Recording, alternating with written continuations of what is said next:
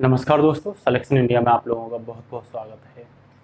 बच्चों, आज हम पॉलिटी श्रृंखला में अपने नेक्स्ट लेक्चर की ओर बढ़ते हैं, जिसमें हम आपको पढ़ाएंगे एंटी डिफेक्शन लॉ के बारे में, मतलब दल बदल कानून के बारे में। तो हमारा जो टॉपिक होगा वो होगा संविधान की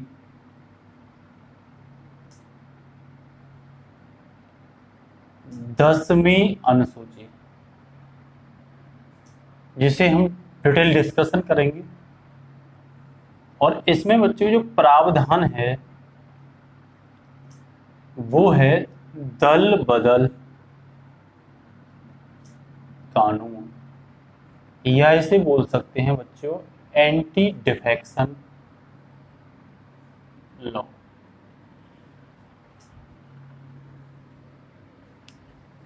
बार बार ये चर्चा में रहता है, हाल ही में कुछ दिन पहले ही कई बार चर्चा में रहा है।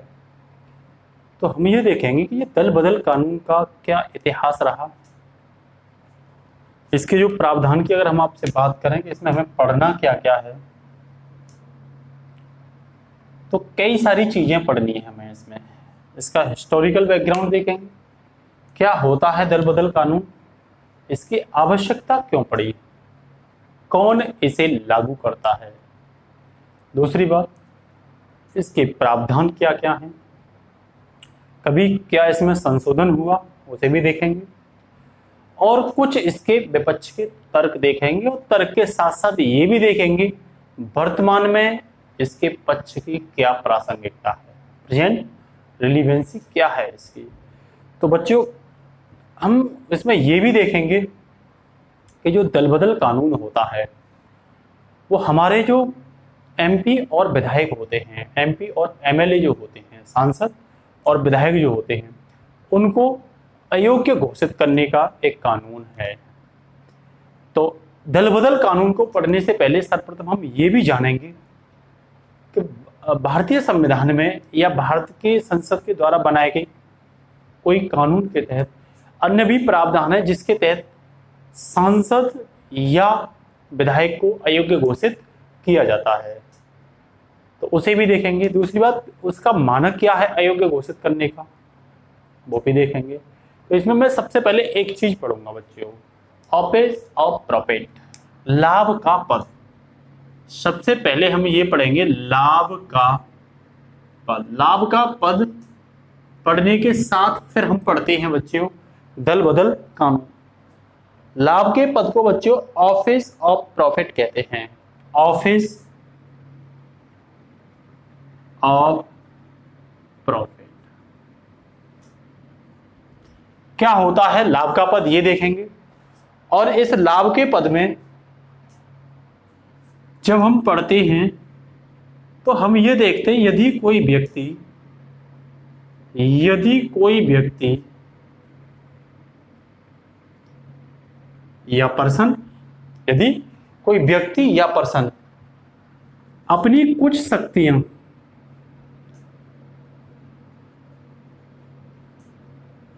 या शक्तियों के साथ साथ वित्तीय लाभ,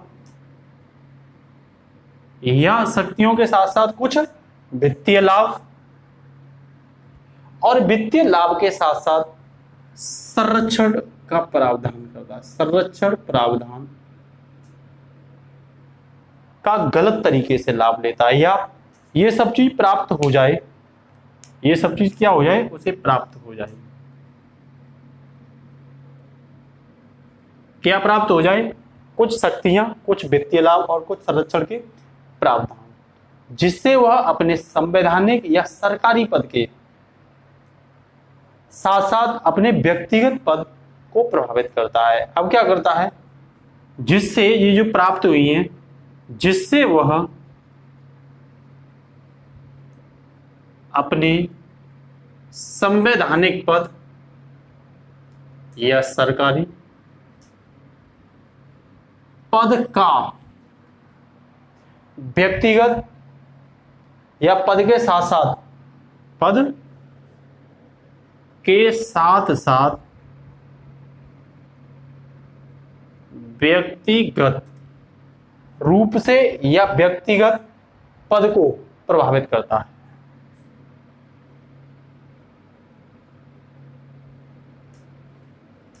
मेरा कहने का मतलब आपसे ये है बच्चों, मान के चलिए मैं कोई सरकारी सर्वेंट हूं, सरकारी पद पर बैठा हूं, लेकिन मैं उस पद की शक्तियां, पद के वित्त और पद से संबंधित संरक्षण का अपने इंडिविजुअल इंटरेस्ट के लिए जब यूज करता हूं, तब उसे लाभ का पद, कॉन्फ्लिक्ट ऑफ इंटरेस्ट, हितों के बीच टकराव, यही देखने को मिलता है। मेरा कहने का मतलब आपसे यह है बच्चों कि जब वो प्रभावित करता है व्यक्तिगत रूप से पद को, तो वहां हितों के बीच टकराव देखने को मिलता है, या हितों के टकराव से बचने के लिए लाभ के पद से हटने की बात की जाती है। अब यहां क्या मिलता है? हितों के बीच टकराव। हितों के बीच टकराव मतलब वो अपने व्यक्तिगत हित के लिए काम करेगा और जिसका वो सरकारी जो पद है उसका दुरुपयोग करेगा बच्चों, जिसका वो अपने सरकारी पद की जो शक्तियां हैं उससे संबंधित जो वित्त हैं उनका दुरुपयोग करेगा।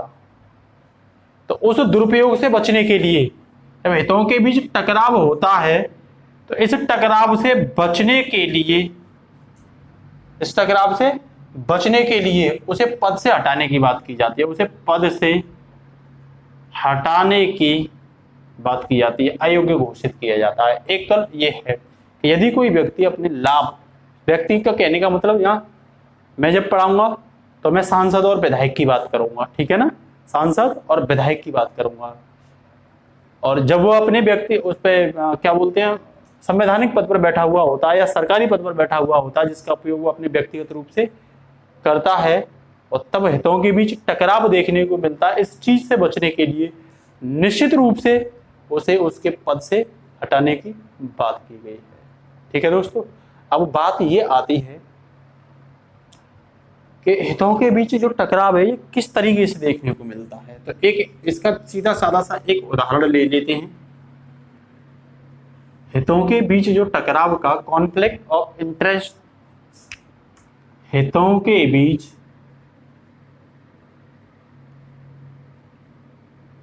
टकराव का एक एग्जाम्पल, तो बच्चों इलाहाबाद की बात है। इलाहाबाद के एक सांसद थे,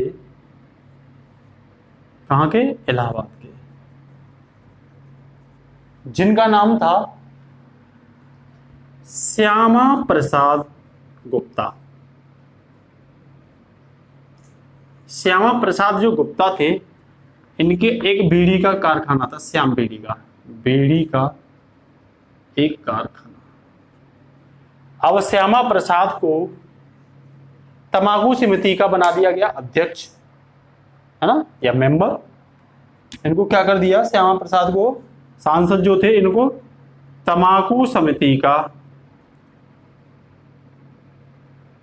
सदस्य बना दिया और समिति का आदेश दिया कि बीड़ी पर चेतावनी के लिए कोई कठोर, जब इन्हें सदस्य बना दिया और इस समिति को यह आदेश दिया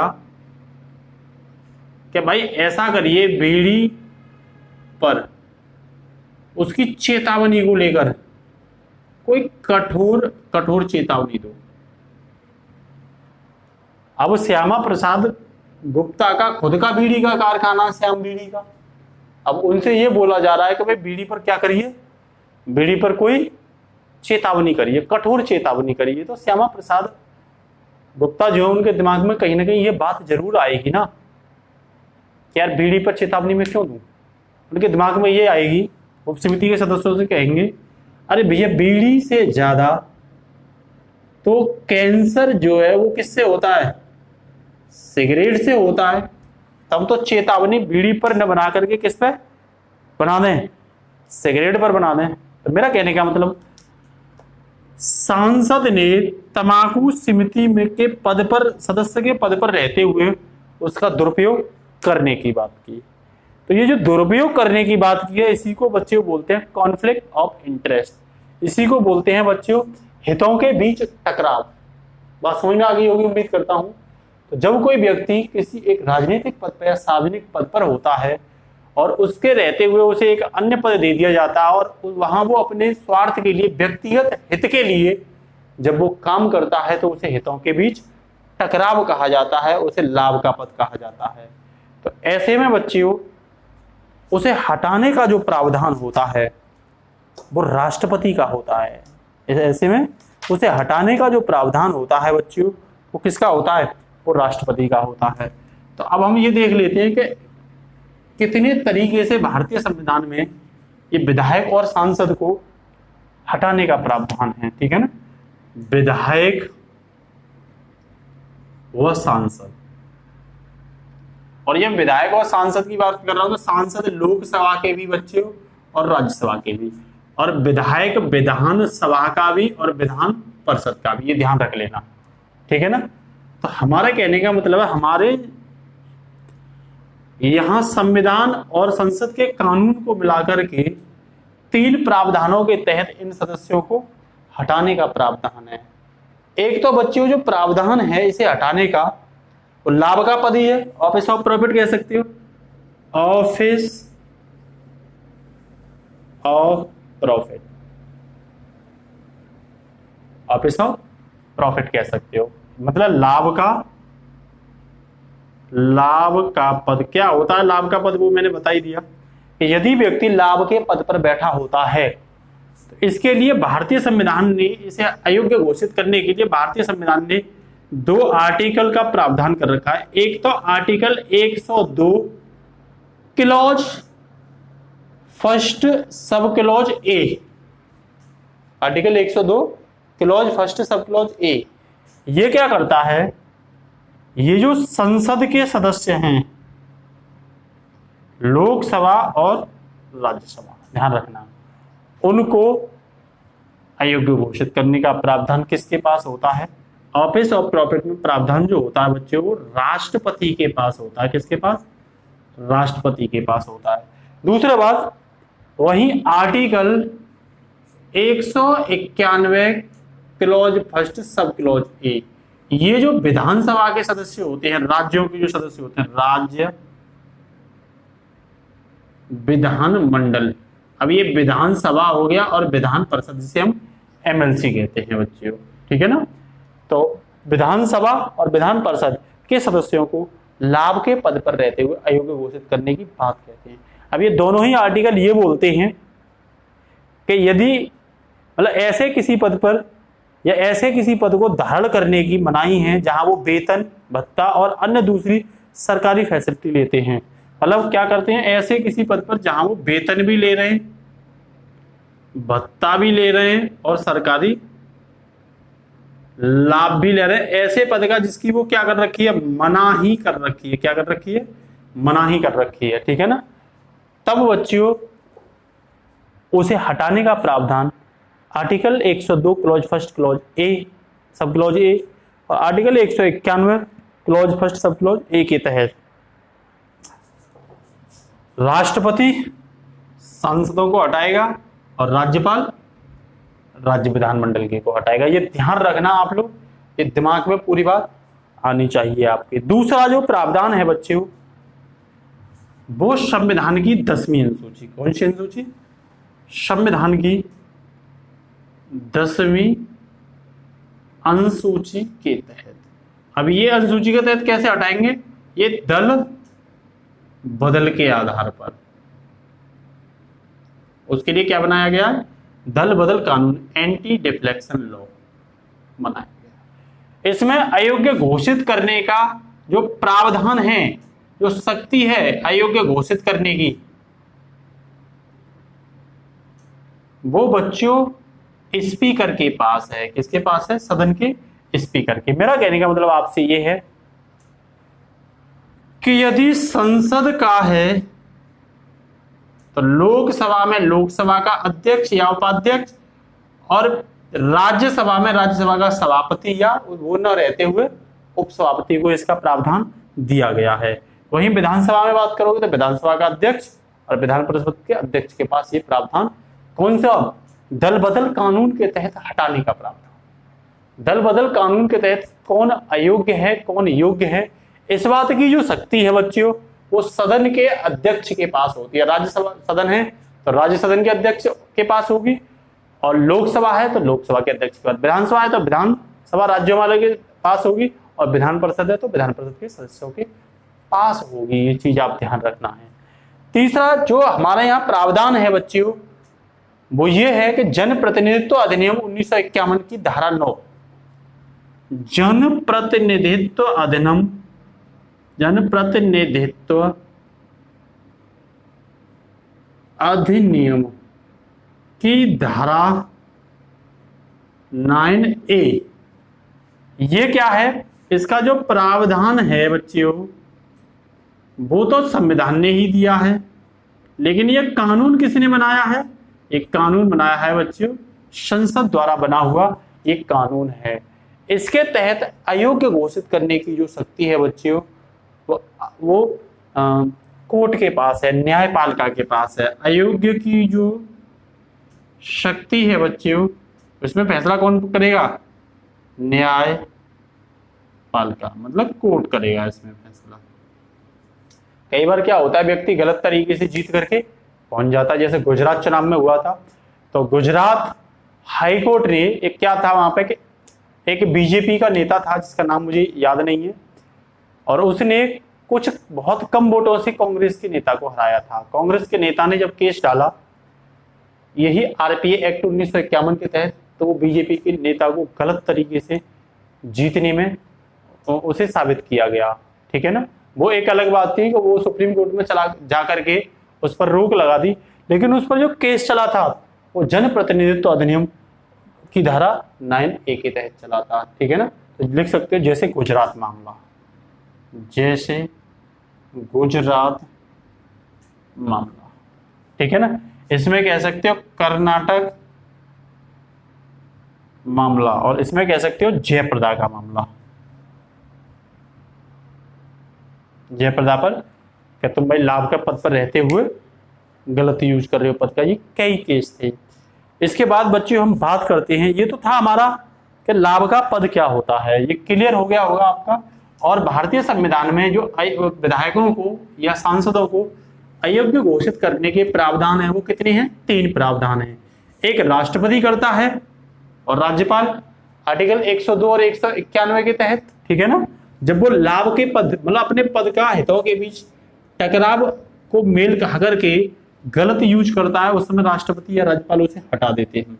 दूसरा हमने आपको बताया था दल बदल कानून, दल बदल कानून में जो अयोग्य घोषित करने की शक्ति होती है बच्चियों वो किसके पास होती है, ध्यान रखना, वो विधानसभा स्पीकर के, सदन के स्पीकर के पास होते हैं। एक बात और मैं बता देता हूं, इसमें 2 मैटर होते हैं, एक तो अयोग्य घोषित करना और एक इसके अतिरिक्त जो विवाद होते हैं, अन्य विवाद जो होते हैं। तो अयोग्य घोषित करने का विवाद तो स्पीकर के पास होता है, अध्यक्ष के पास होता है, और जो अन्य विवाद हैं यहां निर्णय लेने का जो अधिकार होता है, कौन अयोग्य है कौन योग्य है, वो स्पीकर के पास है। इसके अतिरिक्त अन्य जो विवाद होते हैं सांसदों के बीच, इसी बात को लेकर के दल बदल कानून में जो अन्य विवाद होते हैं उनको न्यायपालिका देखती है। इस चीज को ध्यान रख लेना है, उन्हें कौन देखती है, उन्हें न्यायपालिका देखती है। तो इस चीज को भी आप ध्यान में रखोगे। तो बच्चों अब हम पढ़ते हैं जो मेन टॉपिक था हमारा दल बदल कानून। तो सबसे पहले तो हम इसके कुछ हिस्टोरिकल बैकग्राउंड में की बात करेंगे कि क्या था इसका हिस्टोरिकल बैकग्राउंड, इसका ऐतिहासिक क्षण को डिस्कस करेंगे। दूसरा जो डिस्कस करेंगे बच्चों इसमें कि ये क्या है, क्यों आवश्यकता पड़ी इसकी, क्यों आवश्यकता पड़ी, ठीक है, और इसे घोषित कौन करता है, ठीक है। दूसरी बात, या लागू कौन करता है, इस कानून को लागू कौन करता है, इस कानून को डिजाइन किसने किया, डिजाइन किसने किया, ठीक है। और इसका कार्यालय कहाँ है, फिर इसके प्रावधान पढ़ लेंगे कि इसमें प्रावधान क्या है। उसके बाद बच्चों कुछ विपक्ष के तर्क पढ़ेंगे और कुछ पक्ष के तर्क से पढ़ेंगे। तो इतनी सारी चीज हम पढ़ेंगे दल बदल कानून में धीरे धीरे सबको डिस्कस करते चलेंगे।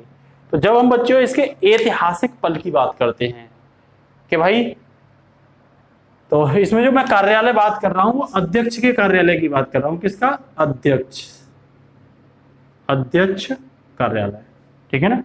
तो जब हम इसके हिस्टोरिकल बैकग्राउंड की बात करते हैं तो बच्चों सबसे पहले वर्ष 1960 और 70 के दशक की बात कर रहा हूं। 1960 और 70 के दशक में 1960 और 70 के दशक में ये देखा जा रहा था कि जो पार्टियों के सदस्य थे, इसमें मैं हितकारक देख लूंगा, इसमें हितकारक कौन कौन है, कुछ हितकारक भी क्लियर कर देंगे कि जो पार्टियों के सदस्य थे, चाहे वो संसद के सदस्य हो चाहे वो राज्यों के सदस्य हो। विशेषतः मैं 1960 और 70 की बात करता हूं बच्चों, तो मैं बात करता हूं राज्यों की जो विधानसभाएं थी उनके सदस्यों की, जिन्हें हम एमएलए कहते हैं। तो क्या था कि वो एमएलए जो थे अपने राजनीतिक निष्ठा को, जो जनप्रतिनिधि थे वो अपनी राजनीतिक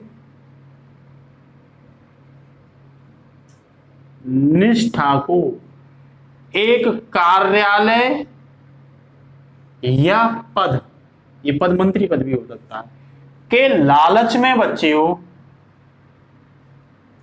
इस निष्ठा को क्या कर देते थे? दूसरे दल में स्थानांतरित कर देते थे।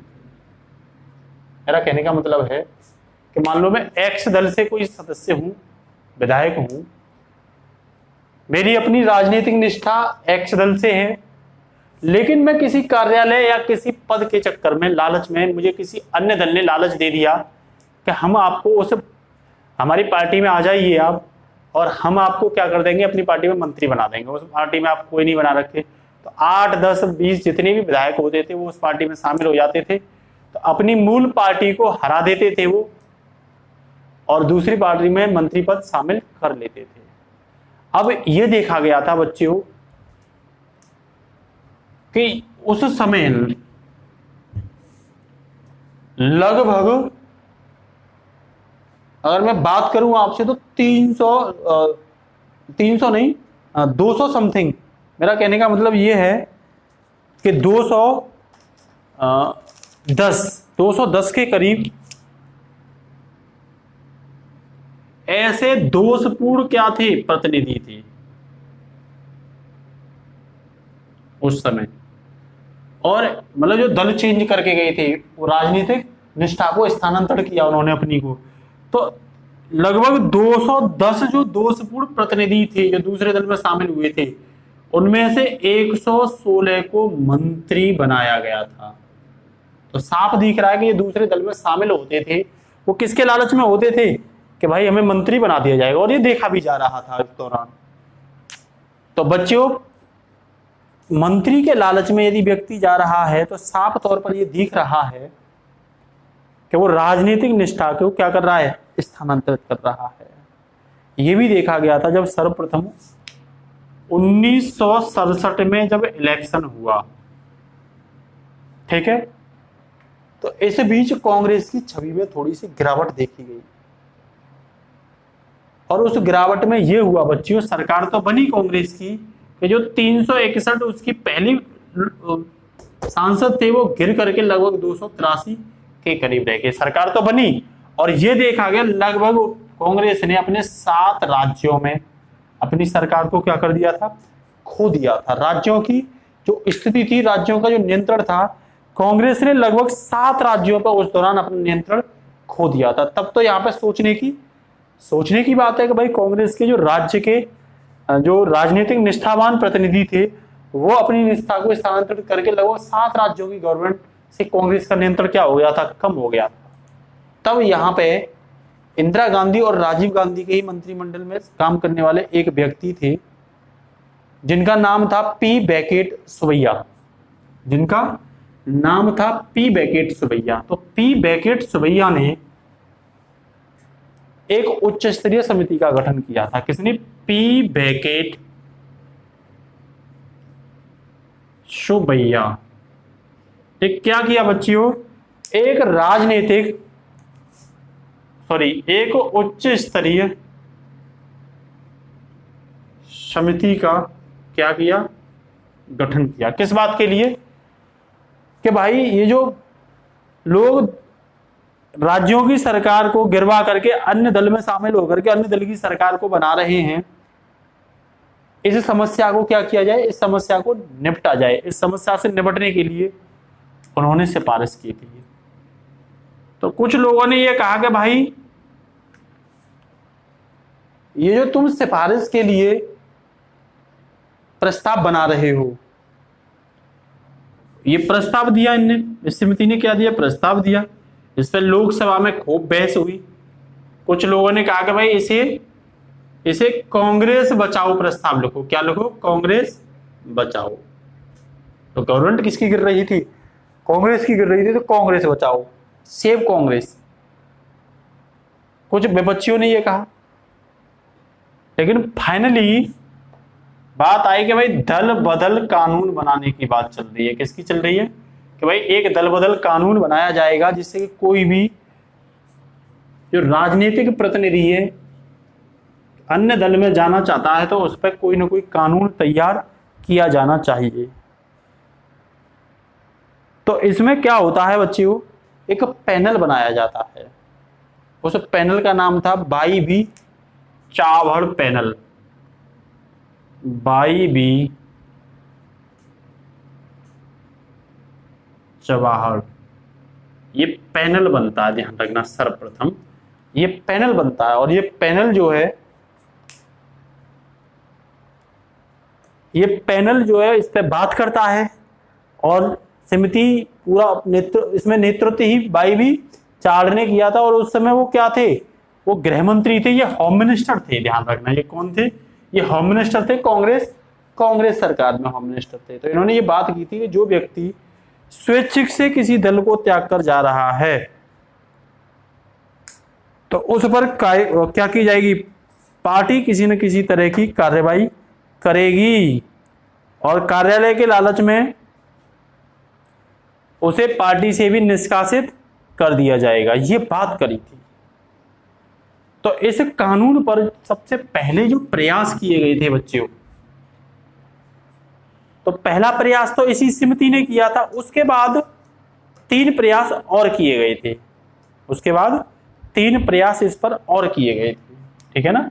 तो इसके बाद 3 प्रयास और किए गए थे इसी तरीके के कानून बनाने के।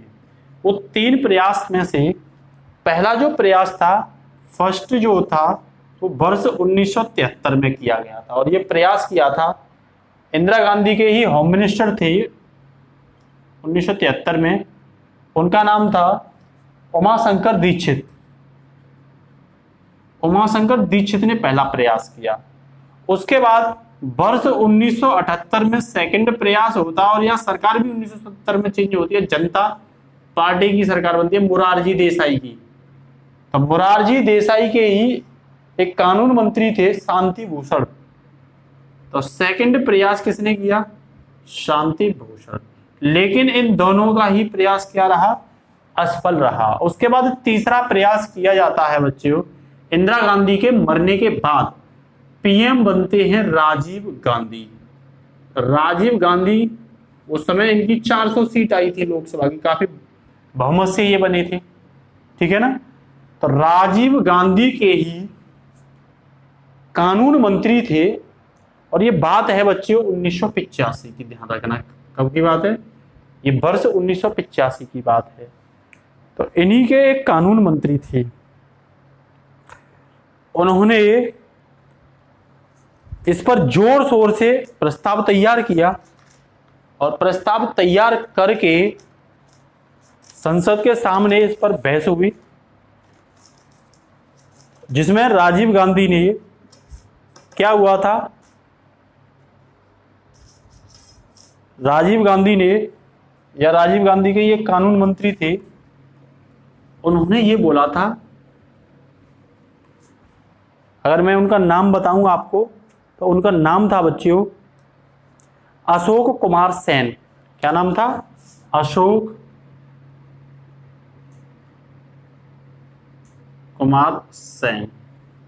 वर्ष 1985 में इन्होंने, ये राजीव गांधी के कानून मंत्री थे, इन्होंने ये बोला था कि दल बदल की बुराई राष्ट्रीय चिंता का विषय है। क्या है ये?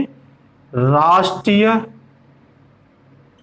चिंता का विषय है। क्या है? इन्होंने ये बोला कि दल बदल की जो बुराई है वो राष्ट्रीय चिंता का विषय है। अगर इसका निपटान नहीं किया गया, अगर इसका निपटान नहीं किया गया तो निश्चित रूप से यह लोकतंत्र की नींव और उसके सिद्धांत को, निश्चित रूप से यह लोकतंत्र की नींव और उसके सिद्धांत को क्या कर देगा?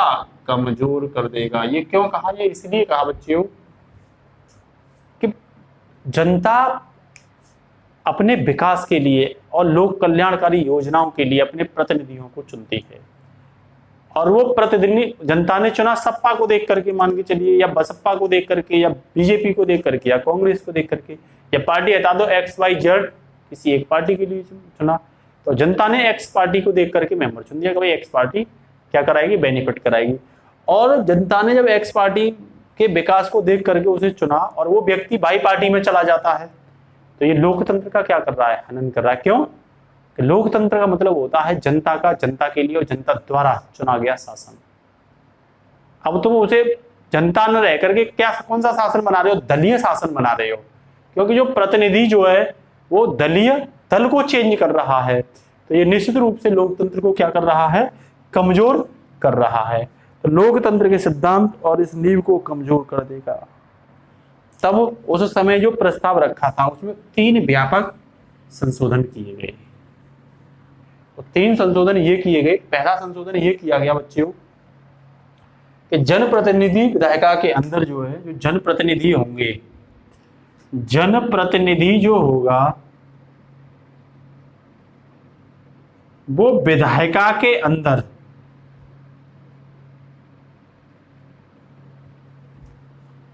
जो पार्टी ने निर्देश दिया है, पार्टी के खिलाफ वोट नहीं करेगा। पार्टी के खिलाफ वोट यदि करता है तो उसे दल बदल कानून के तहत अयोग्य घोषित कर दिया जाएगा।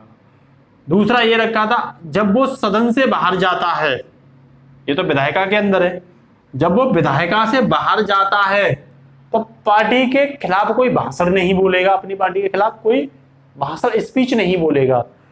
तो अब इसका एक तर्क भी दिया, इसका विपक्ष ने, इसका एक विपक्ष ने तर्क भी दिया। तर्क क्या दिया कि भाई ये तुम कह रहे हो कि बाहर जाकर के वो पार्टी के खिलाफ नहीं बोलेगा, तो ये तो व्यक्ति की अभिव्यक्ति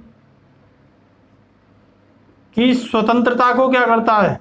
अभिव्यक्ति की स्वतंत्रता का उल्लंघन करता है। ये विपक्ष ने क्या दिया?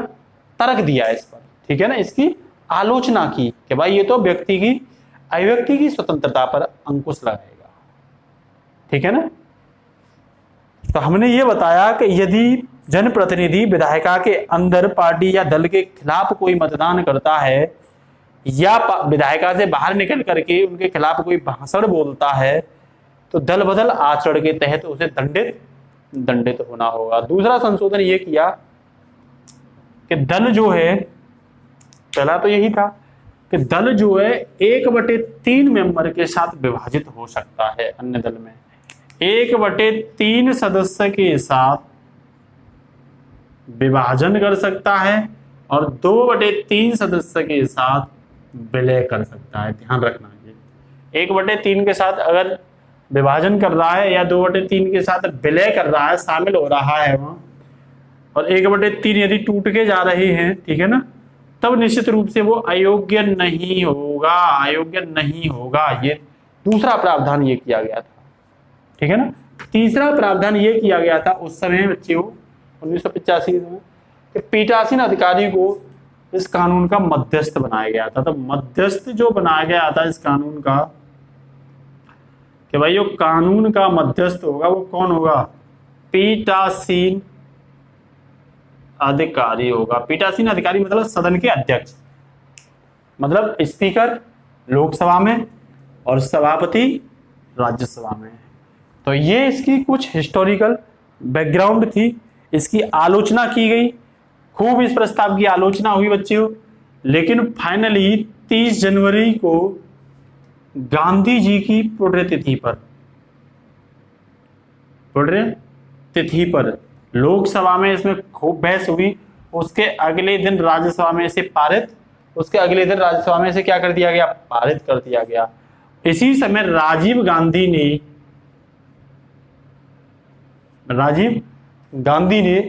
गांधी जी द्वारा बताए गए जो 7 पाप थे, उनमें से एक पाप जो था वो सिद्धांत के बिना राजनीति, उन 7 पापों का क्या किया, पठन किया। अब 7 के 7 का नहीं किया, लेकिन उनमें से एक राजनीति जो सिद्धांत के बिना राजनीति थी, उसकी भी घोषणा की, उसको भी बोला वहां पे।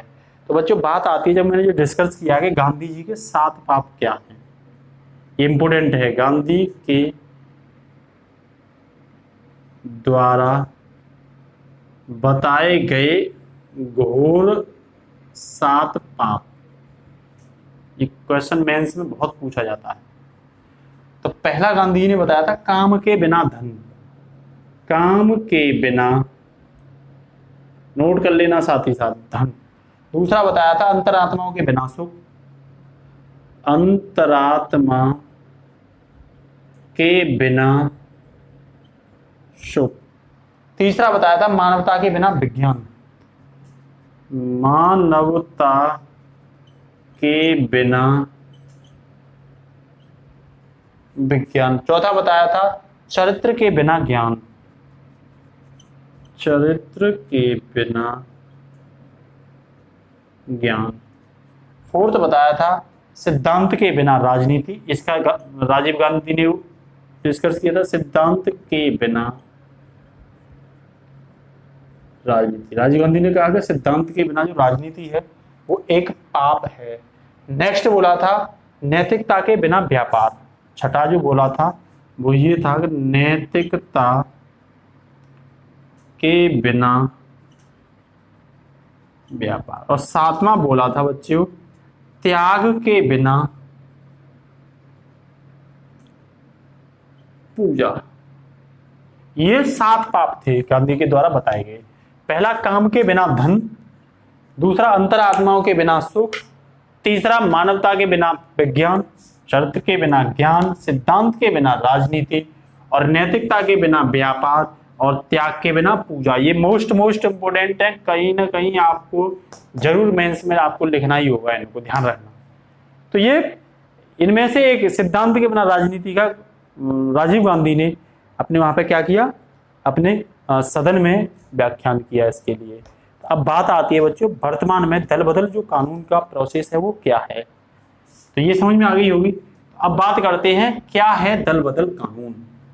ये तो मैंने इसकी हिस्टोरिकल बैकग्राउंड बता दी, उस समय की 1985 के समय की क्या समस्या थी, क्यों लाया गया ये, है ना। तो मैं एक चीज और बता दे रहा हूं वहीं पे कि इसी दौर में 1960 और 70 के दौर को हम आयाराम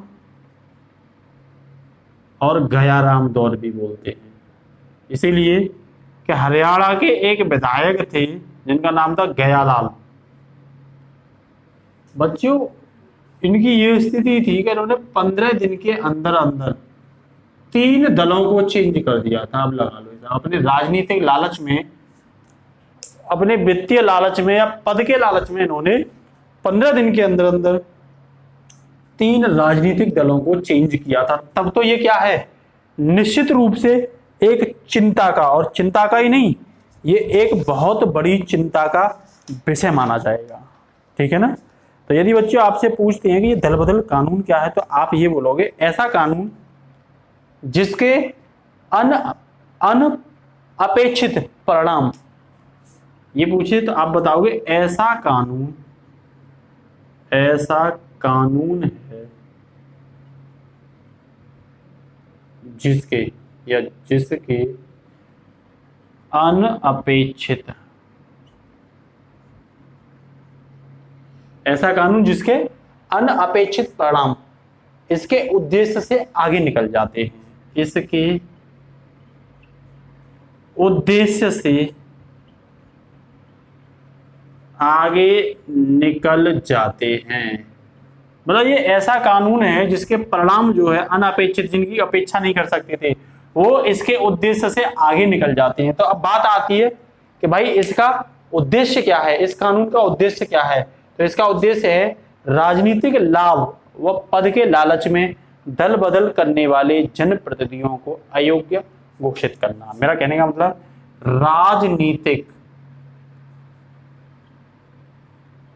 लाभ या पद के लालच में जनप्रतिनिधियों को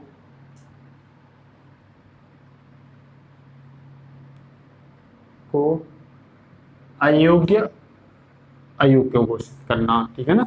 तो राजनीतिक लाभ के लालच में दल बदल करने वाले, राजनीतिक लाभ और पद के लालच में दल बदल करने वाले, ये और लोग हो गए। ठीक है ना। दल बदल करने वाले जनप्रतिनिधि को अयोग्य करार देना। जिससे क्या होगा, जिससे संसद या राज्य विधान मंडल में क्या बनी रहेगी, स्थिरता बनी रहे, मतलब नियंत्रण बना रहे। ज्यादा ऐसा वो ना हो कि कोई कभी भी निकल गया और सत्ता आए दिन बन रही है और गिर रही है, बन रही है और गिर रही है। मेरा कहने का मतलब एक्स से 10 विधायक बाई में चले गए, बाई की बना दी, अब बाई में भी उन्हें संतुष्टि नहीं मिली तो वो जेड में चले गए। तो ये पूरा राज्य विधानमंडल में और संसद में क्या रहेगी, अस्थिरता रहेगी ना। तो उस अस्थिरता को इस कानून के द्वारा स्थिर बनाया जाएगा। जो पद और लालच के चक्कर में दल बदल करेगा तो उस प्रतिनिधि को अयोग्य करार दिया जाएगा। और ये शक्ति किसकी होगी, ये शक्ति होगी बच्चों स्पीकर की, है ना। लोकसभा और राज्यसभा में सभापति और अध्यक्ष, ठीक है ना, और राज्य विधानमंडल में उनके अध्यक्ष। तो क्यों आवश्यकता पड़ी, हमने ये भी बता दिया कि भाई जो व्यक्ति दल बदल की बात करते हैं इसीलिए इसकी आवश्यकता पड़ी। अब बात आती है इसके हितकारक कौन कौन है। ठीक है ना। तो इसके हितकारक में बच्चों सांसद आएंगे, और वो राज्यसभा के भी होंगे, वो लोकसभा के भी होंगे बच्चों, और वो इसमें मनोनीत भी होंगे। ये भी ध्यान रखना, चुने हुए भी होंगे और मनोनीत भी होंगे, दोनों शामिल किए जाएंगे इसमें। और वैसे ही विधायक भी, विधानसभा, विधान परिषद और मनोनीत भी। बात समझ में आ रही नहीं आ रही, ये भी शामिल किए जाएंगे। दूसरी बात, इसमें कौन शामिल नहीं होगा, कौन शामिल नहीं होगा। तो बच्चों इसमें जो प्रत्याशी होता है वो प्रत्याशी इसमें शामिल नहीं होगा। तो कौन शामिल होंगे, सांसद और विधायक, निर्वाचित या फिर मनोनीत भी। तो आपका जवाब होना चाहिए इसमें निर्वाचित के साथ साथ मनोनीत पर भी ये लागू किया जाएगा। तो चुने सांसदों पे भी और मनोनीत सांसदों पे भी ये लागू किया जाएगा। अब इसके बाद हम पढ़ते हैं बच्चों ये कब आया, आपका जवाब होना चाहिए और संविधान में कहां पर है ये। तो आपका जवाब होना चाहिए ये आया वर्ष 1985 में। कहां पे है ये, संविधान की 10वीं अनुसूची, 10वीं संविधान की 10वीं अनुसूची में इसे रखा गया है। ठीक है ना।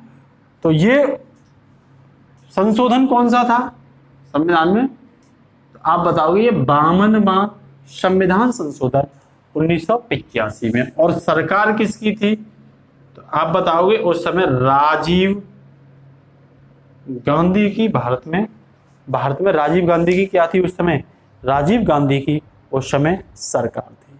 तो ये चीजें भी क्लियर होनी चाहिए, फैक्ट वाली चीजें कुछ। उसके बाद बच्चों बात आती है कि इसे लागू कौन करता है। ठीक है ना। तो विधानसभा अध्यक्ष का कार्यालय, इसे लागू कौन करता है। तो आपका जवाब होना चाहिए सभा अध्यक्ष या लोकसभा अध्यक्ष बोल सकते हो, अध्यक्ष का कार्यालय, ये क्या करता है। और इस कानून को डिजाइन किसने किया, तो आप कहोगे किसने डिजाइन किया, संसद ने, राज्य विधानमंडल ने नहीं किया, ये संसद ने बनाया था। डिजाइन किसने किया, संसद ने। लागू किसने किया, अध्यक्ष, विधानसभा के अध्यक्ष या लोकसभा के अध्यक्ष के कार्यकाल। अब व्याख्या कौन करता है इसकी, इस कानून की व्याख्या और अन्य विवाद जो होते हैं, अयोग्यता के अलावा जो अन्य विवाद होते हैं वो कौन करता है, वो न्यायपालिका करती है। इस चीज को ध्यान रखना, एक एक चीज को आप फोकस रखना, ये जो मैं पढ़ा रहा हूँ उस एक एक चीज पर आपका फोकस होना चाहिए, ठीक है ना। तो हमने ये भी पढ़ लिया। अब बात आती है बच्चों कि इसकी प्रावधान क्या है, ठीक है ना, इसके प्रावधान क्या। अब तो ये बात आती है, ठीक है ना। इसमें आपको ये भी ध्यान रखना है कि मैं भी चलो आगे ही बताऊंगा, प्रावधान में इसे डिस्कस करा देंगे। अब बात आती है इसमें प्रावधान, ये लागू, डिजाइन वगैरह ये सब पढ़ लिया हमने। अब प्रावधान आते हैं, है ना, विपक्ष के तर्क भी पढ़ लिए, कुछ पक्ष के पढ़ लेंगे। अब इसमें प्रावधान क्या है, वर्तमान प्रावधान। तो पहला प्रावधान ये है इसमें कि यदि कोई सांसद या विधायक अपनी स्वेच्छा से किसी दूसरे दल में जाता है, अपनी स्वेच्छा से,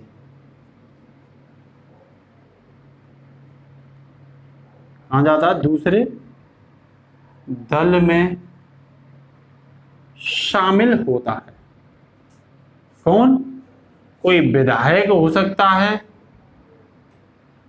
और कोई सांसद हो सकता है, तब उसे क्या माना जाएगा, तब उसे अयोग्य घोषित कर दिया जाएगा। वो अपनी मर्जी से गया है। लेकिन यहीं पे एक नोट करके और लिखवा देता हूं, यदि किसी विधायक और सांसद को कोई दल या पार्टी स्वयं निकालती है, तब वो दल बदल के अंतर्गत नहीं आएगा, ध्यान रखना।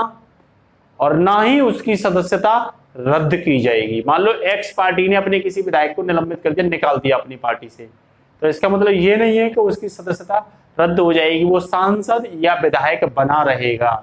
और यदि वो खुद की मर्जी से जाता है किसी अन्य पार्टी में, तब वो दल बदल कानून के तहत उसे, लोकसभा का सांसद जाता है तो लोकसभा अध्यक्ष उसे अयोग्य घोषित कर देगा, और राज्यों की विधानसभा का अगर विधायक जाता है तो उसे विधानसभा का अध्यक्ष उसे अयोग्य घोषित कर देगा। ये चीज आपको ध्यान रखनी है, ठीक है ना। तो पहला तो ये हो गया। दूसरा है अपनी पार्टी के निर्देशों के विरुद्ध, अपनी पार्टी या दल के निर्देश के विरुद्ध सदन में मतदान करता है, सदन में मतदान करता है। मान लो एक्स पार्टी का कोई सांसद था और एक्स पार्टी ने ये बोला कि भाई तुझे जेड वाले के पक्ष में वोट देने हैं, और वो सदन में गया, जेड को न देकर के वो वाई के पक्ष में वोट दे आया, तब उसे अयोग्य घोषित कर दिया जाएगा, या वह सदन से अनुपस्थित हो जाता है, वो जाता ही नहीं है। तो सदन में अनुपस्थित होने की स्थिति में भी, गैर हाजिर होने की स्थिति में भी उसे क्या घोषित कर दिया जाएगा कि भाई वो जानबूझकर एब्सेंट रहा है, और उसे अयोग्य घोषित कर दिया जाएगा। बात समझ में आ रही है, तो ये चीज ध्यान रखना। दूसरा, अगला अगर हम बात करें डिस्कस, तो यदि कोई निर्दलीय, यदि कोई निर्दलीय किसी अन्य राजनीतिक दल को ज्वाइन करे,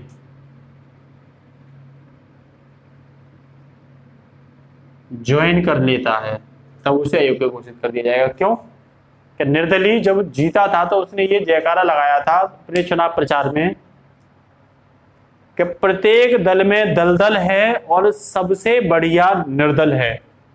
तो वो जनता को सबसे बढ़िया निर्दलीय बताया और सभी दलों को बेकार बता रहा है, और उसके बाद वो किसी दल में शामिल होने की बात कर रहा है, निर्दलीय जिसका कोई पार्टी नहीं होती।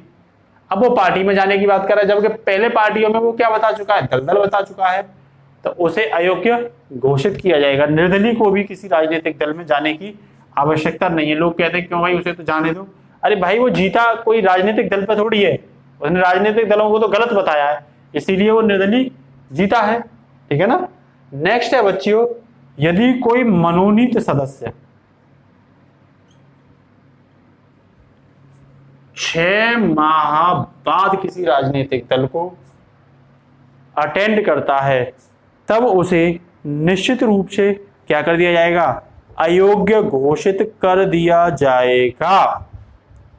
अब बात आई बच्चों, इसके कुछ अपवाद भी हैं, ध्यान रखना भाई। इनको 5 बता दिए मैंने। एक तो स्वेच्छा से दूसरे दल में शामिल होगा, और यदि कोई दल जबरदस्ती निकालते उसे तो वो अयोग्य नहीं होगा।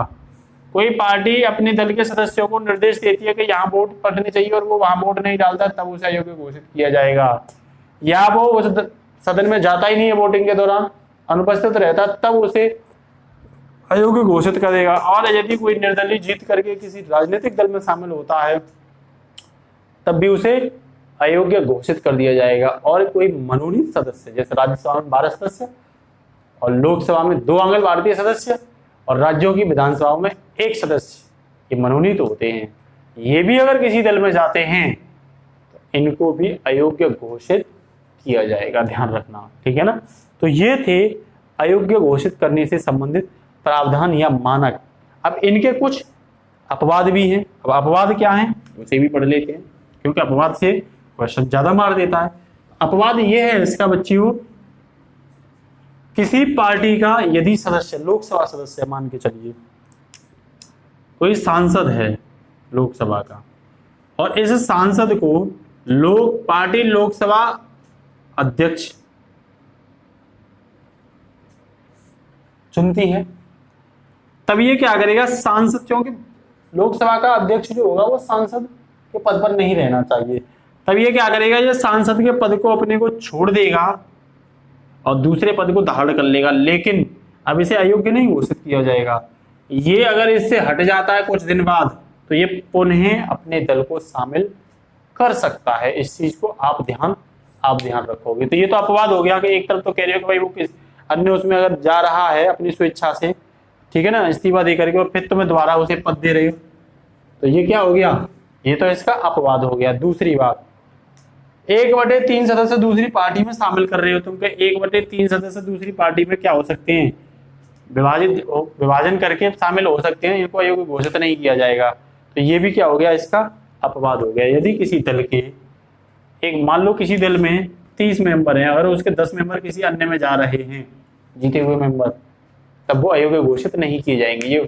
ये भी इसका क्या हो गया, ये भी इसका अपवाद हो गया बच्चों। अब हम बात करते हैं न्यू ट्रेंड की, कि नया दौर क्या है, अभी जो चल रहा है ये नया दौर क्या है इससे संबंधित। तो बच्चों नए दौर की अगर हम बात करें, न्यू ट्रेंड की अगर हम बात करें, तो न्यू ट्रेंड जो है वो ये है कि नेता क्या करते हैं, यदि उनको अपने दल को हरवाना होता है तो ये नेता इस्तीफा दे देते हैं। क्या कर देते हैं, इस्तीफा दे देते हैं, और विश्वास मत साबित करने के संदर्भ में वो अपने दल के खिलाफ चुनाव करते हैं। विश्वास मत साबित करने के संबंध में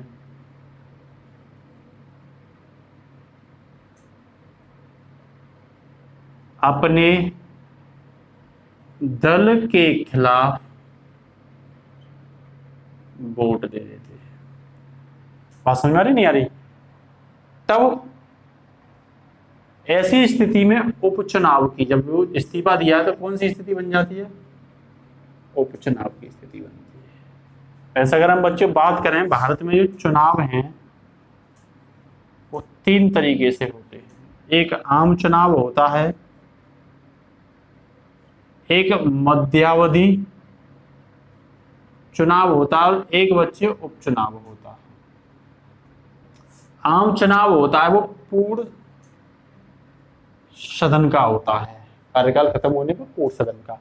मध्यावधि जो चुनाव होता है, किसी कारणवश अगर सदन का कार्यकाल शेष रह जाता है तो उस शेष कार्यकाल के लिए उस सदन का होता है। उपचुनाव जो होता है वो या तो सदस्य की मृत्यु हो जाए या पद अन्य स्थिति से क्या हो जाए, रिक्त हो जाए। किसी ने इस्तीफा दिया और पद रिक्त हो गया, उस कंडीशन में उपचुनाव होते हैं।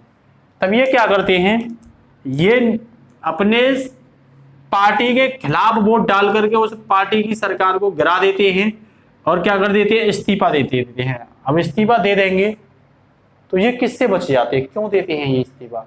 ये इस्तीफा इसीलिए देते हैं कि इसमें एक प्रावधान होता है कि यदि कोई व्यक्ति किसी अपने दल के खिलाफ वोट डालता है और वो अयोग्य घोषित हो जाता है या किसी अन्य दल में शामिल हो जाता है, तब वो मंत्रिपरिषद में जाकर के मंत्री नहीं बन सकता।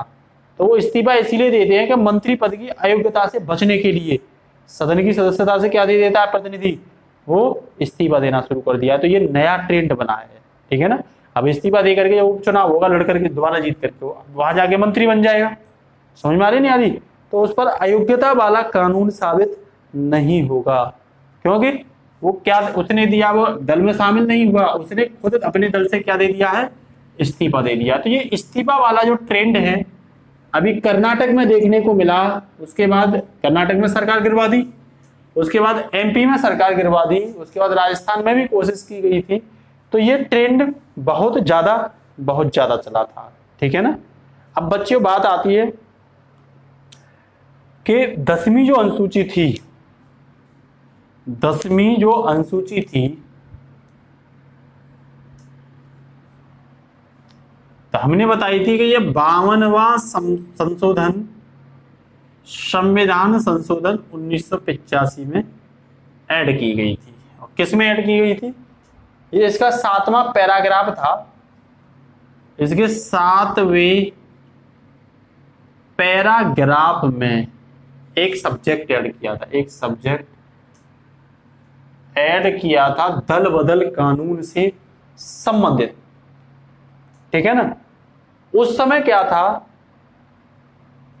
ये प्रावधान था कि 7वें पैराग्राफ में जो सब्जेक्ट ऐड किया गया था कि न्यायालय इस कानून की समीक्षा नहीं करेगा। बात समझ में आ रही है? न्यायालय विनिश्चित नहीं करेगा या विनिश्चय नहीं करेगा या ये न्यायालय के अधीन आएगा ही नहीं, ये उस समय प्रावधान था।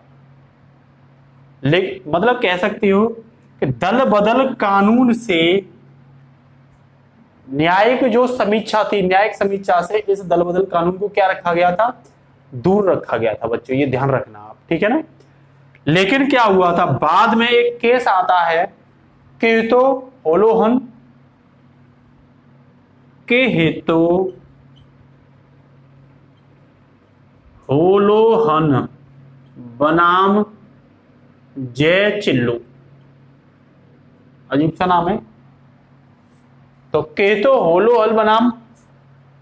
होलोहन बनाम जय चिल्लू केस में यह प्रावधान किया गया था बच्चों कि न्यायालय दल बदल कानून या 10वीं अनुसूची की समीक्षा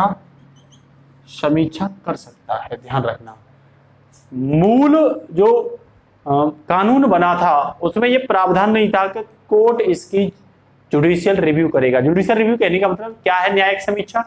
न्यायिक समीक्षा है बच्चों, जैसे इसमें कोई कानून बनाया, दल बदल कानून बनाया और उसमें कोई कमी या कुछ भी होता है तो कोई भी सदस्य जो है कहाँ रेड डालता है कोर्ट में कि भाई हमारी सुनवाई हमें गलत तरीके से अयोग्य घोषित किया गया है या गलत तरीके से दल बदल कानून के तहत हमारे साथ व्यवहार किया गया है, ठीक है ना। तो वो कोर्ट में जाकर के अपनी सुनवाई की मांग कर सकता था। तो शुरू में तो ये प्रावधान नहीं था कि कोर्ट ने मना कर देता था कि भाई दल बदल कानून हमारे कब्जे से बाहर है, हम इसकी जांच नहीं कर सकते। लेकिन एक केस आया था केतो होलोहन बनाम जय चिल्लू। इस केस में सुप्रीम कोर्ट ने यह प्रावधान किया था कि सुप्रीम कोर्ट किसी विवाद की स्थिति में, यदि दल बदल कानून पर कोई विवाद होता है तो उस स्थिति में सुप्रीम कोर्ट उस दल बदल कानून की समीक्षा कर सकता है। समीक्षा कर सकता है मतलब उसमें उसकी जांच कर सकता है। तो किस केस में, केतो होलोहन जय चिल्लू। इसे याद रखना। कुछ केस एक दो और करा देते हैं बच्चों जो इसी से संबंधित हैं, न्यायिक समीक्षा से, ये एग्जाम में पूछ लिए जाते हैं। तो बच्चों कल जो एग्जाम हुआ था आईएएस वाला, मोस्टली अभी 10, 12, 15 लेक्चर पॉलिटी मैंने कराई है, इन लेक्चर में से मोस्टली क्वेश्चन सॉल्व हो गए, जबकि अभी पॉलिटी काफ़ी सारी पड़ी है पढ़ाने के लिए। तो मैं आपको ये बताना चाह रहा हूँ कि जितना मैं पढ़ा रहा हूँ उस पर फोकस करिए। आप पेपर को IAS के को मिलाइए, ठीक है ना, उसे मिलाने से पता चल जाएगी। मोस्टली क्वेश्चन यहीं से 2-1 क्वेश्चन हटा दो, बाद बाकी पॉलिटी के IAS में आए हुए सभी क्वेश्चन केवल इन्हीं लेक्चर से सॉल्व हो गए हैं। ध्यान रखना इस चीज को, जबकि मैंने वो टॉपिक अभी पढ़ाई भी नहीं है, डिस्कशन से ही हुए हैं। तो बच्चों, भारत में न्यायिक समीक्षा के कुछ केस, भारत में न्यायिक समीक्षा के कुछ केस। तो पहला जब केस हम पढ़ते हैं तो पहला केस है बच्चों, मंत्रिपरिषद की राष्ट्रपति को सलाह। मंत्री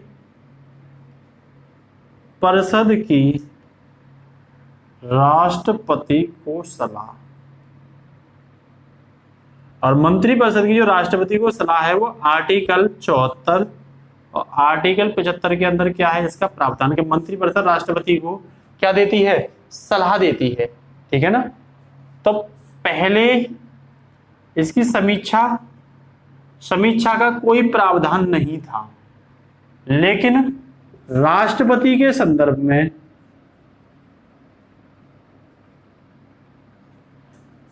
मुंबई केस में, ध्यान रखना, मुंबई केस में प्रावधान किया गया था कि इसकी क्या हो सकती है, न्यायिक समीक्षा हो सकती है। एक बार फिर बता रहा हूं बच्चियों में, न्यायिक समीक्षा का मतलब है कोई केस हुआ, अब संविधान के आर्टिकल 74 और संविधान के आर्टिकल 75 में ये प्रावधान है कि मंत्रिपरिषद जो होती है, भारतीय सरकार के जितने मंत्री हैं उनकी जो परिषद होती है वो राष्ट्रपति को सलाह देती है कुछ काम करने के लिए। राष्ट्रपति जो भी कोई काम करता है, मान लो किसी की सजा माफ करेगा, तो वो मंत्रिपरिषद जो है, पूरी मंत्रियों की परिषद उसकी सलाह पे करेगा। तो इस पर कोर्ट जांच कर सकता है या नहीं कर सकता, पहले प्रावधान नहीं था, लेकिन मुंबई केस में प्रावधान कर दिया गया है कि इस पे भी सुप्रीम कोर्ट न्यायालय समीक्षा कर सकता है, उसकी जांच कर सकता है। तो दूसरा केस ध्यान रखना, किस केस में ये प्रावधान। तीसरा केस की अगर हम बात करें बच्चों, तो संविधान संशोधन।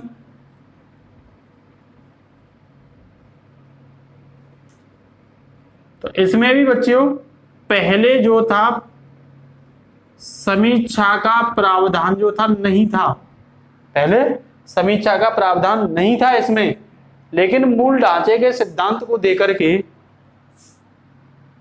मूल ढांचे का सिद्धांत देकर के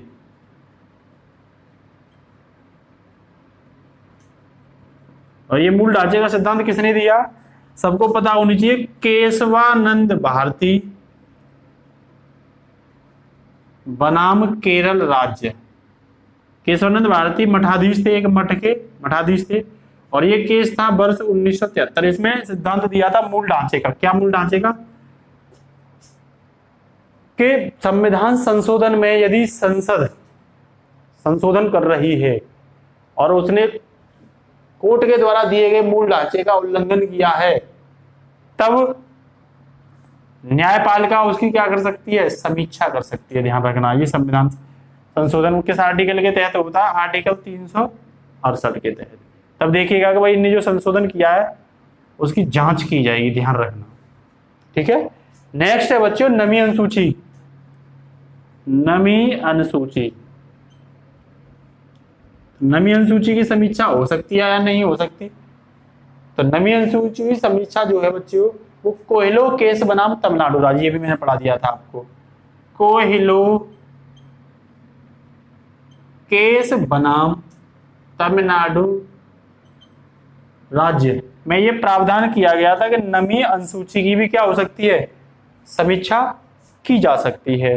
तो ये कुछ, और चौथा मैंने बता ही दिया आपको कि दल बदल कानून की समीक्षा केहोतो होलोहल बनाम जयचुल्लू केस में ये प्रावधान किया गया था कि दल बदल कानून की क्या हो सकती है, समीक्षा हो सकती है।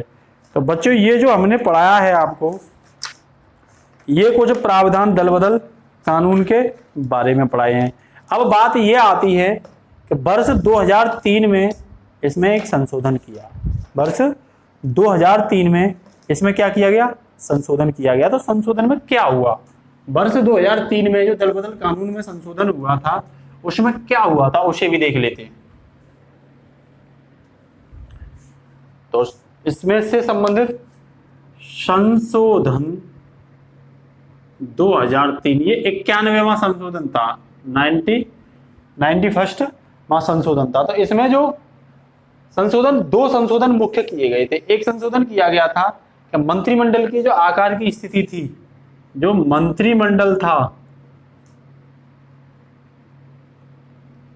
का आकार सीमित कर दिया गया था। मंत्रिमंडल का जो आकार था वो क्या कर दिया था, सीमित कर दिया गया था। सीमित, सीमित का मतलब कुल सदस्यों के 15% क्या बनेंगे, मंत्री बनेंगे। जैसे मान के चलिए हमारे भारत में 500 मान के चलो लोकसभा के सदस्य हैं, सांसद हैं, तो 500 का 15% जब करोगे तो कितने निकल के आए, 75। तो 75 ही मंत्री बना सकते हो। ये 2003 में संशोधन किया गया था। और ये भी प्रावधान किया गया था इसमें कि इन 15% में 12 कैबिनेट मंत्री, 12 से अधिक क्या होने चाहिए, कैबिनेट मंत्री या कह सकते हो कम से कम 12 से अधिक क्या होने चाहिए, कैबिनेट मंत्री होने चाहिए। इस चीज को भी आप ध्यान रखोगे, ठीक है ना।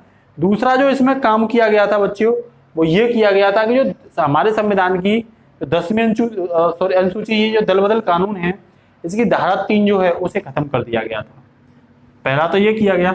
दूसरा ये 10वीं अनुसूची की धारा 3 जो थी इसे क्या कर दिया गया, खत्म।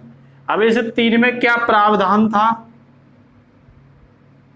तो इसमें जो 1/3 सदस्य विभाजन करके दूसरे दल में जाते थे उसे क्या कर दिया, खत्म कर दिया। कि जो 1/1 सदस्य एक साथ दल बदल कर सकते थे, ये प्रावधान था। इसे खत्म करके 1/3 की जगह कितना कर दिया, 2/3।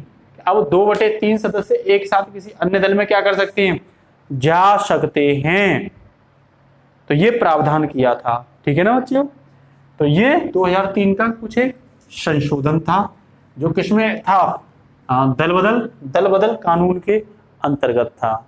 हमने इसमें आपको ये बताया कि जो दल बदल कानून पर अयोग्य घोषित करने का अधिकार होता है वो किसके पास होता है, बार बार मैं बता रहा हूं आपको, वो अधिकार होता है बच्चों किसके पास, वो अधिकार होता है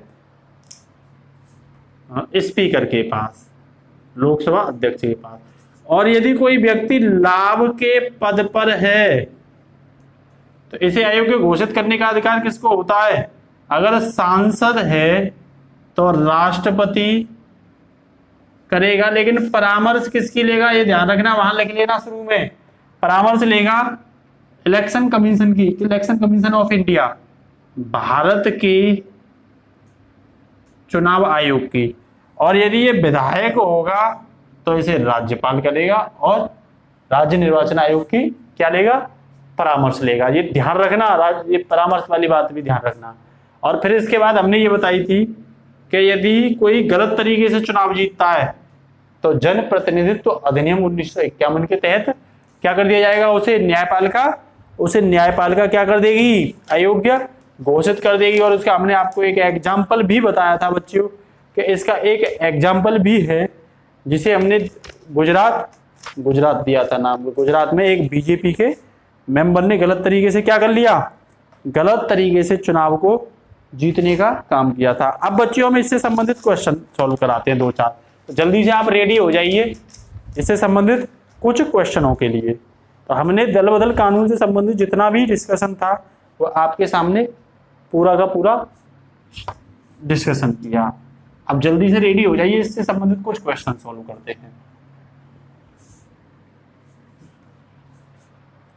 तो बच्चों पहला क्वेश्चन है कि 10वीं अनुसूची के संदर्भ में सही नहीं है। क्वेश्चन फर्स्ट,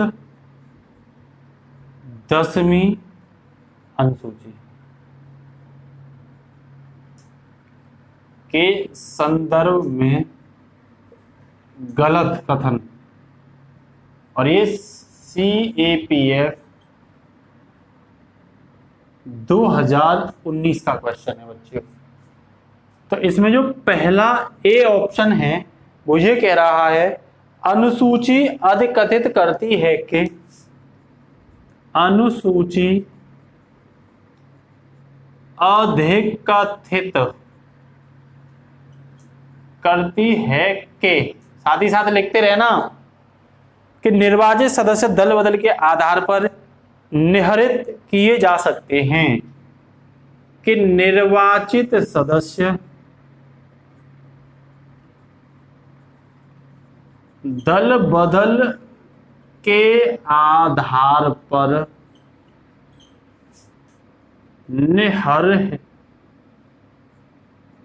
निहरित किए जा सकते हैं। पहला ये था, ठीक है ना, निहरित किए जा सकते हैं, निरहरता, ये निरहरता लिखोगे ना, किए जा सकते हैं, पहला स्टेटमेंट। दूसरा स्टेटमेंट इसमें ये था कि दल बदल के आधार पर निहरता, दल बदल के आधार पर निहरता, दल बदल के आधार पर निहरता दूसरे राजनीतिक दल में विलय के मामले में लागू नहीं होती। निहरता दूसरे राजनीतिक दल में विलय के मामले में लागू नहीं होती है। और बच्चों सी का स्टेटमेंट है, विवाद के मामले संबंधित सदन के, इस कानून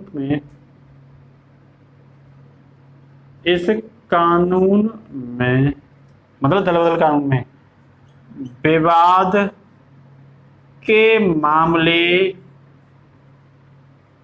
इस सदन, है ना, विवाद के मामले इस सदन के सभापति या स्पीकर द्वारा, इस सदन के सभापति या स्पीकर द्वारा क्या किए जाएंगे, विनिश्चय किए जाते हैं,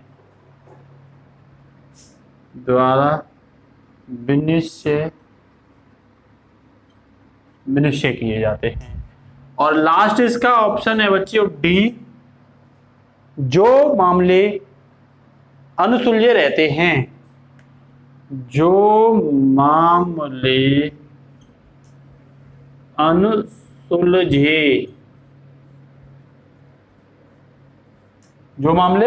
अनसुलझे रहते हैं उन्हें भारत का सुप्रीम कोर्ट अंतिम विवाद होता है, उनका भारत का सुप्रीम कोर्ट अंतिम विवाचक होता है, उनको भारत का सुप्रीम कोर्ट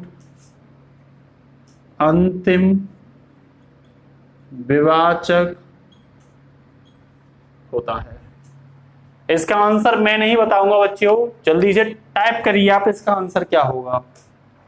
पहले में ये कह रहा है कि अनुसूची अधिकथित करती है कि निर्वाचित सदस्य दल बदल के आधार पर निहरता किए जाते हैं, अयोग्य घोषित किए जाते हैं, बिल्कुल किए जाते हैं। दल बदल कानून के आधार पर निहरता दूसरे राजनीतिक दल में विलय के मामले में शामिल लागू नहीं होती। बच्चों जल्दी से आप टाइप करके जल्दी से बताइए।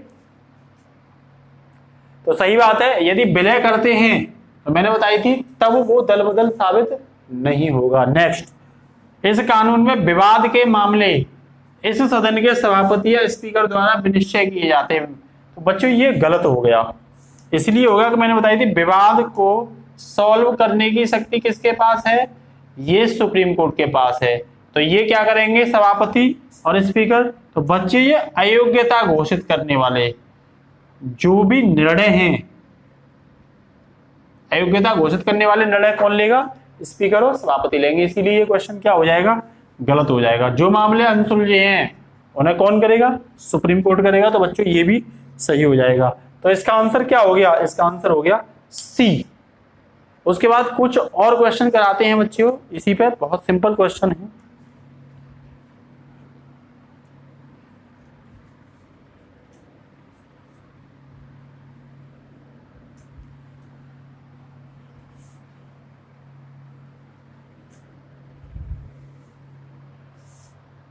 नेक्स्ट क्वेश्चन है बच्चों, ये पहला ही था, अब दूसरा है, कौन सी अनुसूची में दल बदल कानून विरोधी प्रावधान है?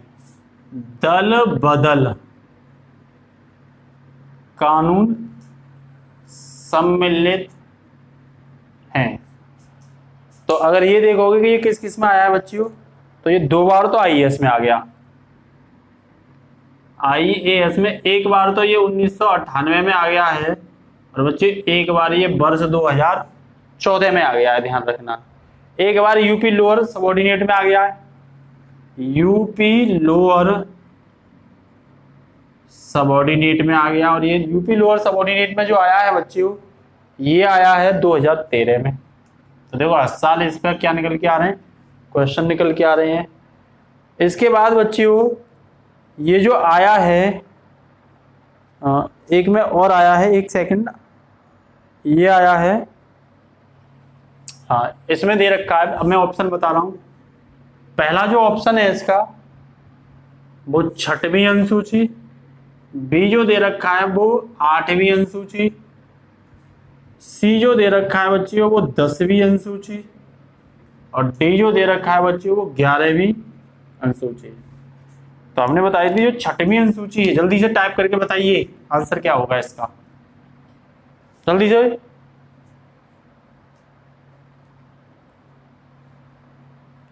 तो सबको बताया इसका आंसर क्या होगा, 10वीं अनुसूची। 6ठी में AMTM, असम मेघालय त्रिपुरा मिजोरम की जनजाति है, उनके प्रशासन के बारे में बात है। 8वीं अनुसूची में बच्चे भाषा हैं, 11वीं अनुसूची में पंचायत हैं। तो इसका मतलब इसका आंसर क्या होगा, सी होगा, ध्यान रखना। नेक्स्ट क्वेश्चन की ओर चलते हैं।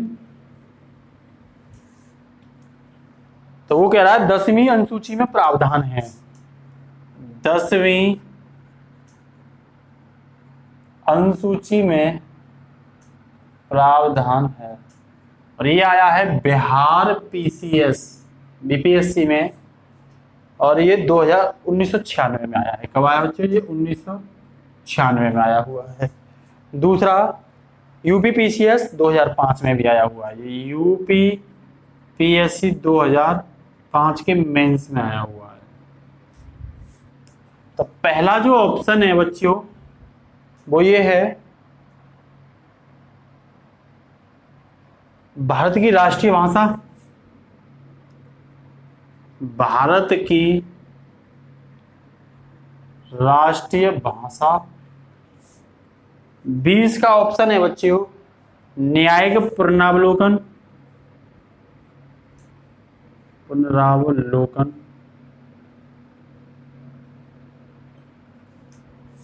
शी है बच्चियों दल बदल प्रतिरोधी विधायन, प्रतिरोधी विधायन। और डी है इसका बच्चियों भूमि सुधार। ठीक है, तो बच्चों 8वीं अनुसूची में क्या है, ये न्यायिक पुनरावलोकन किसी अनुसूची में नहीं है, यह आर्टिकल 13 क्लॉज फर्स्ट में है। दल बदल कानून इसका आंसर होगा 10वीं अनुसूची।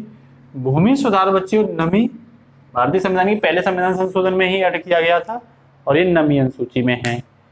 तो इसे जल्दी से अब नेक्स्ट क्वेश्चन की ओर चलते हैं। अब देखो कितने सिंपल क्वेश्चन है, काफी सिंपल क्वेश्चन है।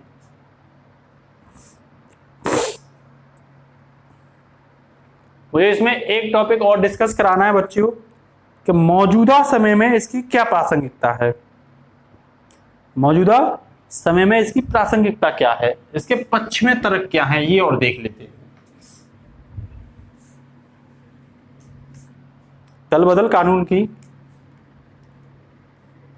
वर्तमान में प्रासंगिकता, महत्वता या रिलीवेंस। ठीक है बच्चों, तो जैसा कि हम पहले ही आपको बता चुके हैं कि 1985 से पहले ये देखा गया था कि जो राजनीतिक नेता थे वो सत्ताधारी दल को अपने लालच के चक्कर में इधर से उधर बहुत जल्दी सरकारें पल भर में सरकार चेंज कर देते थे। अभी कोई सरकार अच्छी भली चल रही है, लेकिन वो राजनीति लालच में क्या कर देते थे, सरकारों को चेंज करते थे। जब 1985 के बाद ये कानून बना तो जो सरकार गिरने की संभावना जल्दी बनी रहती थी, जिससे क्या होता था, जो आम लोग होते थे, आम लोगों के जो लोक कल्याण की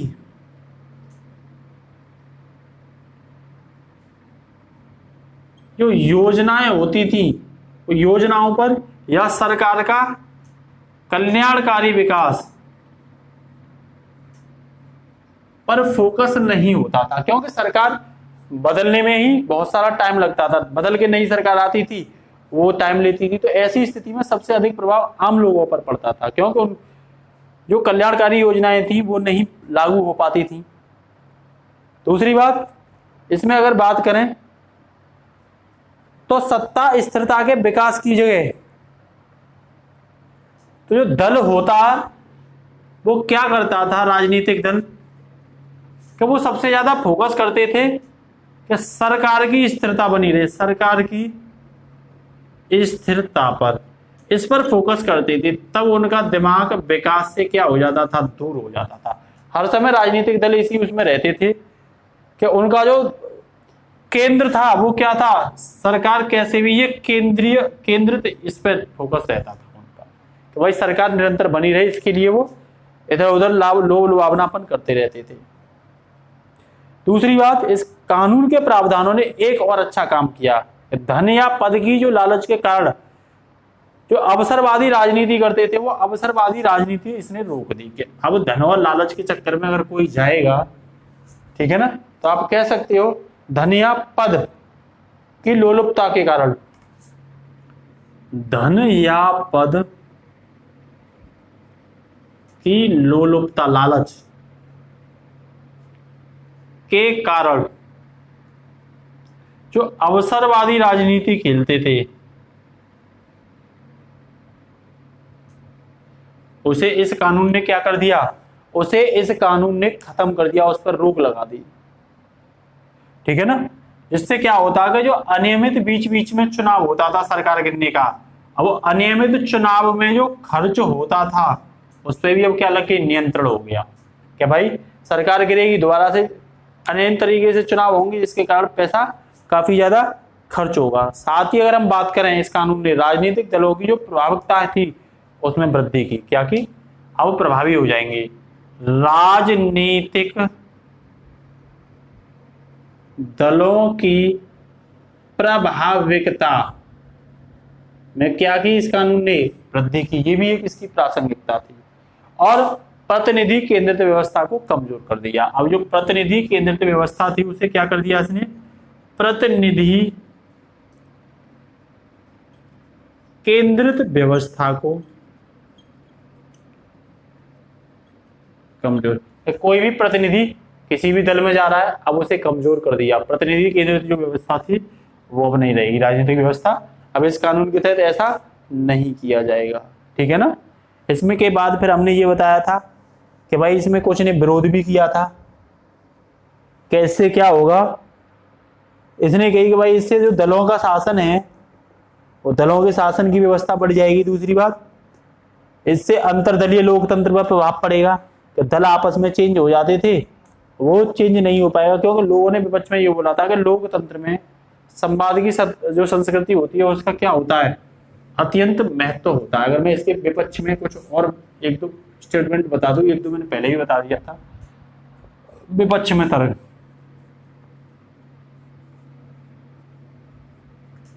तो बच्चे लोग ये बोलते हैं या हम सब जानते हैं कि लोकतंत्र में संवाद की संस्कृति होती है। लोकतंत्र जो होता है उसमें जो संवाद, डायलॉग होता है, संवाद की जो संस्कृति होती है, बातचीत और बहस करना, संवाद की संस्कृति का बहुत ही ज्यादा महत्व होता है, ये हम सब लोग जानते हैं। अब क्या होता है, जो दल बदल विरोधी कानून है ये जो बनाया गया है, इसकी वजह से पार्टी लाइन से अलग किंतु महत्वपूर्ण विचारों को नहीं सुना जाता। क्या होता है, इस दल बदल में जो पार्टी लाइन से अलग जो विचार होते हैं उनको नहीं सुना जाता है, ठीक है ना। क्यों? इससे क्या होगा कि जो अंतर्दलीय लोकतंत्र है उस पर प्रभाव पड़ेगा और स्वतंत्रता किसमें पड़ जाएगी, जो अभिव्यक्ति की स्वतंत्रता है वो खतरे में पड़ जाएगी। एक तो ये विपक्ष में तर्क दिया था। दूसरी बात ये भी बोला था कि भाई लोकतंत्र का मतलब होता है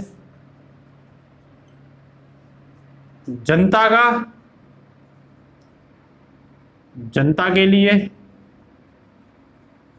और जनता द्वारा। इसमें क्या है, दलीय है, तो इसमें क्या होगा, इसे फोकस न करके पार्टी राज स्थापित हो जाएगा कि एक पार्टी दूसरी पार्टी, ये तो ये क्या हो जाएगा, पार्टी राज को इससे क्या मिलेगा, बढ़ावा मिलेगा। उन्होंने ये बोली थी जनता का, जनता के लिए, जनता द्वारा शासन ही लोकतंत्र होता है। अब लोकतंत्र में जनता ही सत्ताधारी होती है, सबको पता है भाई, उसकी जनता की अनुमति से क्या होता है, शासन होता है। और जनता की ही प्रकृति के लिए शासन का एकमात्र लक्ष्य भी लोकतंत्र में यही होता है कि जनता की क्या की जाए, प्रगति, प्रोग्रेसिव के लिए काम किया जाए। लेकिन जब हम यहाँ देखते हैं तो यह कानून जनता की नहीं, दलों के शासन की व्यवस्था और पार्टी राज को बढ़ावा देता है। कुछ लोग तो ये बोलते हैं कि जैसे इंग्लैंड है, ऑस्ट्रेलिया है, ठीक है ना, विपक्ष में ही बोलते हैं कि इंग्लैंड है, ऑस्ट्रेलिया है और अमेरिका है। जैसे इंग्लैंड, ऑस्ट्रेलिया और यूएसए जैसे देशों में क्या होता है कि पार्टी का ही सांसद अपनी ही पार्टी के खिलाफ वोट डाल देता है और उसकी सदस्यता रद्द नहीं होती। वहां दल बदल जैसा कोई कानून नहीं है। तो फिर भारत में ऐसा कानून क्यों आया, बात समझ में आ रही नहीं आ रही। इसके पक्ष में कुछ समितियां भी थी जिन्होंने अपनी अपनी बात कही थी बच्चियों, कुछ समितियां भी थी इसके पक्ष में। तो समितियां कौन सी थी, पहली समिति थी दिनेश गोस्वामी समिति। कौन सी थी बच्चों, दिनेश गोस्वामी समिति। इस दिनेश गोस्वामी समिति ने बोला था कि वर्ष 1990 में चुनाव सुधारों को लेकर गठित की गई थी। ये कब गठित की गई थी, ध्यान रखना, वर्ष 1990 में। किसको लेकर के, चुनाव सुधार, यहीं से क्वेश्चन पूछ लेगा। ये किससे संबंधित है, ये चुनाव सुधारों से संबंधित है। फिर इसने क्या बोला, इसने ये बोला था कि दल बदल कानून के तहत प्रतिनिधियों को आयोग ठहराने का जो निर्णय है वो इसकी स्वीकृति चुनाव आयोग की सलाह पर राष्ट्रपति करेगा। इसने कही कि राष्ट्रपति और राज्यपाल जो हैं वो चुनाव आयोग से क्या करेंगे, परामर्श करेंगे। ये दिनेश गोस्वामी ने की समिति ने बोला था, ठीक है ना। और ये भी बोला था कि जो मनोनीत सदस्य हैं उनको उस स्थिति में आयोग ठहराया जाएगा जब सरकार या राजनीतिक दल में वो शामिल होते हैं। तो इन्होंने मनोनीत सदस्यों को भी, मनोनीत सदस्य भी अगर कहीं जाता है किसी दल में तो उसे भी क्या कर देंगे, उसे भी आयोग को ठहरा देंगे। इस पर एक रिपोर्ट थी विधि आयोग की, लॉ कमीशन की 170वीं रिपोर्ट थी, ठीक है ना, जो 1999 में आई थी। विधि आयोग की एक रिपोर्ट भी थी और ये बच्चियों आई थी 1999 में। विधि आयोग की 270वीं रिपोर्ट है। ये कौन सी है, 270वीं रिपोर्ट। ये डाटा को जरूर याद रखा करो। तो इस रिपोर्ट में ये कहा गया था कि चुनाव से पूर्व दो या दो से अधिक पार्टियां जब गठबंधन करती हैं, ठीक है ना, और गठबंधन करके चुनाव लड़ती हैं तो दल बदल विरोधी प्रावधान में उसे गठबंधन ही तौर पर माना जाएगा। मतलब चुनाव से पहले कोई दो पार्टी आपस में मिलकर के चुनाव लड़ रही हैं तो उसे दल बदल कानून के तहत क्या माना जाएगा, उस पार्टी को गठबंधन की पार्टी माना जाएगा। दूसरा ये भी कहा था कि कोई राजनीतिक दल अगर व्हिप केवल तभी लागू की जाएगी जब सरकार की स्थिरता पर खतरा हो। मान लो किसी राजनीतिक दल ने अपने सदस्यों को व्हिप जारी कर दी, मतलब निर्देश जारी कर दिया कि भाई इस पार्टी को वोट डाले जाएंगे, तो नहीं, इस आधार पर योग्य नहीं ठहराया जाएगा। इस आधार पर कि व्हिप जारी करी है और व्हिप जारी करने में अगर सरकार को खतरा है तो उस स्थिति में इसे अयोग्य ठहराया जाएगा, ठीक है ना। एक पक्ष ये भी कहा था कि दल के पक्ष में वोट न देने या किसी भी पक्ष में वोट में न देने की स्थिति में अयोग्य घोषित करने का आदेश होगा। मतलब व्यक्ति गया ही नहीं, ठीक है, और उसने दल के पक्ष में वोट नहीं दिया, तब तो उसे अयोग्य घोषित कर दिया जाएगा। नेक्स्ट, चुनाव आयोग का भी मत है इसमें। किसका? चुनाव आयोग का। तीसरा, चुनाव आयोग ने भी कुछ बोला है इसके परिप्रेक्ष्य में। तो चुनाव आयोग ने यह बोला है कि दल बदल के परिप्रेक्ष्य में चुनाव आयोग की व्यापक भूमिका होनी चाहिए। इसने बोला कि भाई मेरी क्या भूमिका होनी चाहिए? व्यापक भूमिका होनी चाहिए, कॉम्प्रिहेंसिव भूमिका होनी चाहिए। और उसने ये भी कहा था कि 10वीं अनुसूची के तहत आयोग को बाध्यकारी सलाह पर, उसने कही कि चुनाव आयोग की बाध्यकारी सलाह पर राष्ट्रपति और राज्यपाल क्या लेंगे। तो इन्हें ये भी कही थी कि इलेक्शन कमीशन ऑफ इंडिया की जो सलाह है वो राष्ट्रपति और राज्यपाल पर क्या होगी? बाध्यकारी होगी। तो ये प्रावधान थे बच्चों 10वीं अनुसूची के तहत। मेरे हिसाब से तो टोटल डिस्कशन हो गया और इससे कभी भी आप पर कोई भी सवाल नहीं छूटेगा, चाहे वो प्री का हो चाहे वो मेंस का हो। तो मैं एक मेंस का सवाल और आपको दे रहा हूं, आप जल्दी से फटाफट से उस सवाल को लिखिए। और वो सवाल है बच्चों, फटाफट से लिखिए, दल बदल विरोधी कानून का वर्णन करते हुए उसकी प्रासंगिकता का मूल्यांकन कर रही है। दल बदल विरोधी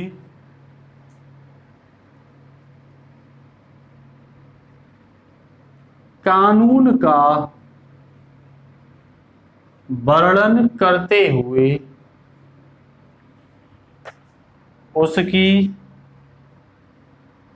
प्रासंगिकता पर विचार कीजिए। ये आपको क्वेश्चन, ये आपको मेंस का क्वेश्चन लिखना है, ठीक है ना। तो आज के लिए बच्चों इतना ही, नेक्स्ट क्लास में फिर मिलते हैं। जय हिंद और जय भारत।